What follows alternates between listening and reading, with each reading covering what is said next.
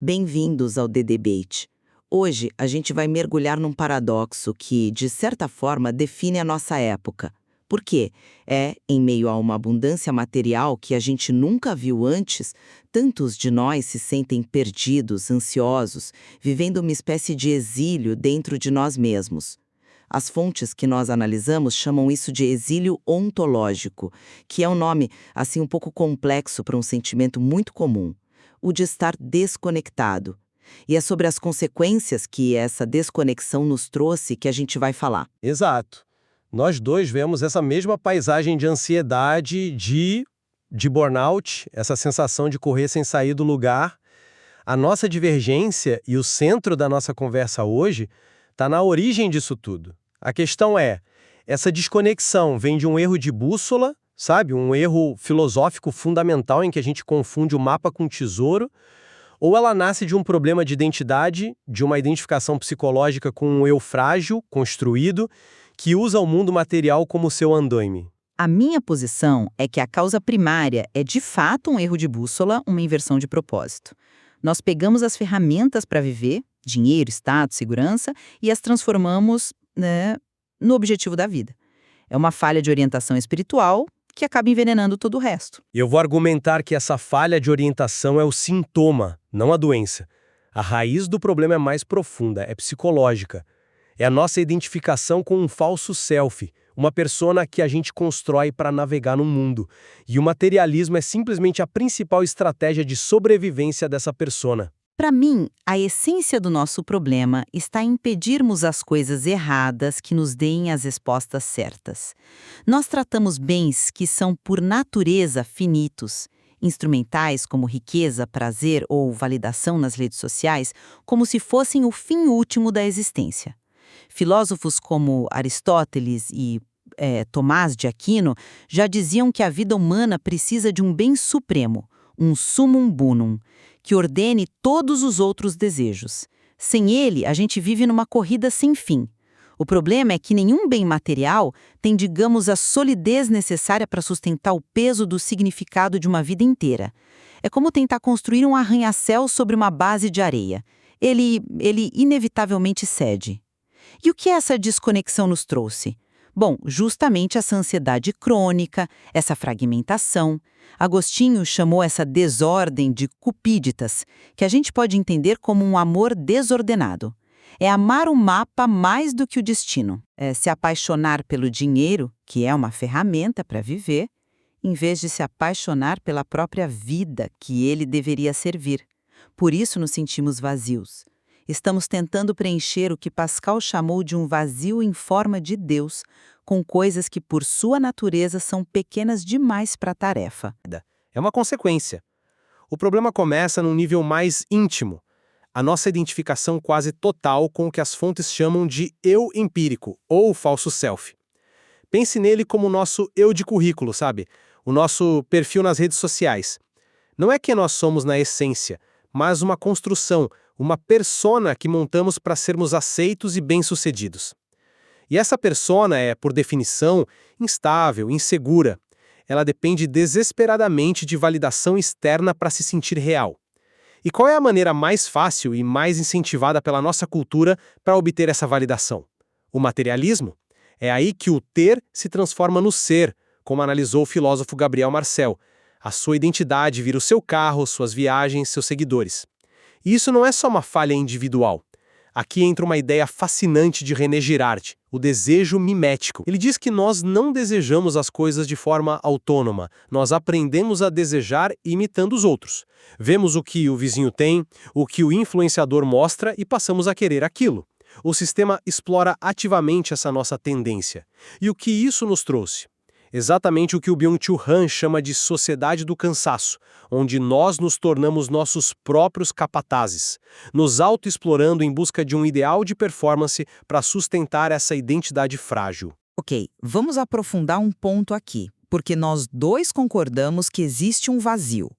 Mas a natureza desse vazio é onde a gente discorda fundamentalmente. Para mim, ele é ontológico. É um vazio de ser, não apenas de sentimento. A frase do Pascal sobre o vazio em forma de Deus é é perfeita porque aponta para uma questão de proporção. Nosso desejo fundamental é infinito. A gente tem sede de um oceano. O materialismo tenta nos convencer a saciar essa sede com uma colher de chá de água salgada. E o resultado é inevitável. Quanto mais a gente bebe, mais sede a gente sente. É por isso que o sucesso material nunca satisfaz por muito tempo. A promoção, o carro novo, a viagem, eles dão um alívio temporário, mas o vazio volta, às vezes ainda maior. A desconexão, essa ansiedade de fundo, é o resultado direto dessa incompatibilidade. Entendo a metáfora da sede, mas eu a vejo de outra forma. O vazio não é primariamente um anseio espiritual não preenchido, mas sim a experiência psicológica da própria instabilidade desse falso self. O ego é o vazio disfarçado de substância.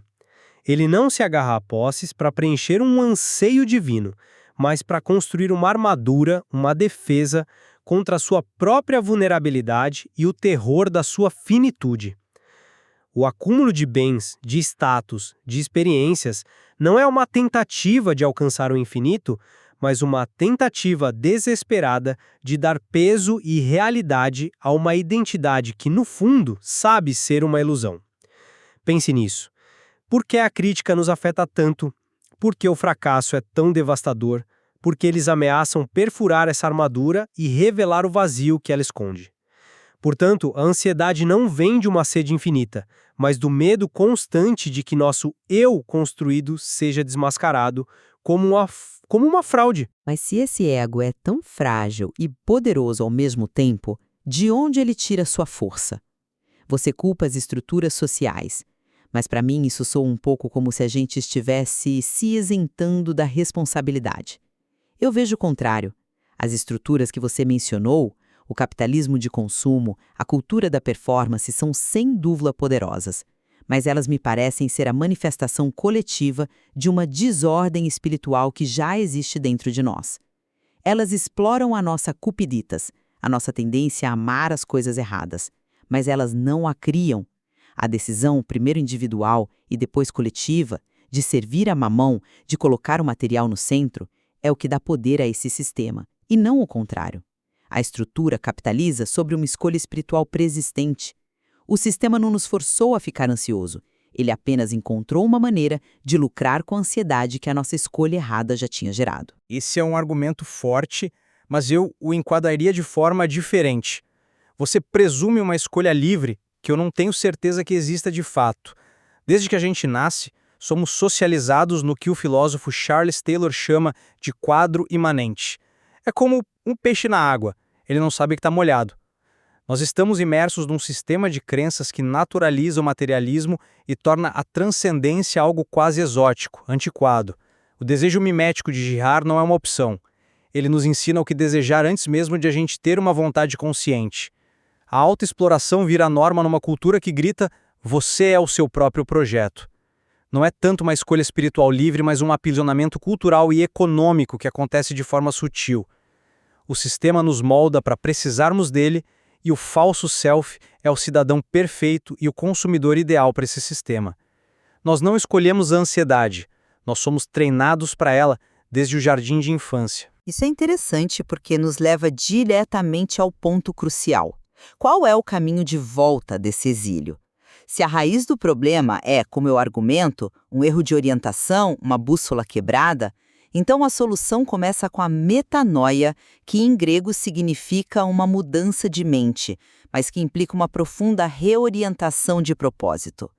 É preciso conscientemente reconhecer o erro teleológico, o erro de fins. O primeiro passo é a escolha ativa de colocar o transcendente, o absoluto, de volta ao centro da vida. É como recalibrar o GPS interno. A partir do momento em que o destino certo é inserido, todas as outras direções e decisões se realinham. As coisas do mundo não perdem seu valor, mas encontram seu devido lugar, como ferramentas úteis na jornada e não como destino final. O que isso nos traz? Um senso de propósito que integra e acalma, em vez de uma busca que fragmenta e esgota. Olha, eu vejo a lógica do seu argumento, mas para mim ele não fecha. Uma reorientação puramente intelectual ou de força de vontade não é suficiente, porque ela subestima o poder desse falso self. O ego é um mestre da sabotagem. Ele vai pegar essa nova busca espiritual e cooptá-la para seus próprios fins, para se fortalecer. É o que as fontes chamam de materialismo espiritual. Usar a meditação, a yoga, a religião, como mais um acessório para construir uma identidade especial e iluminada. A gente já viu isso inúmeras vezes. O caminho autêntico, portanto, não pode contornar o processo doloroso e psicológico da morte do ego, como descrito por místicos como São João da Cruz ou por psicólogos como Jung. É preciso desconstruir ativamente o falso self. E o que isso nos traz? Não é paz imediata, mas sim um período de confusão, de perda de identidade, a noite escura da alma. É um trabalho de desidentificação que precisa preceder ou pelo menos acontecer junto com o realinhamento filosófico. Sem isso, a gente só troca a decoração da nossa cela, mas continua preso. Em resumo, então, a minha posição é que essa desconexão que nos mergulhou neste exílio interior, com toda a ansiedade e fragmentação que ele nos trouxe, nasce de um erro fundamental de propósito.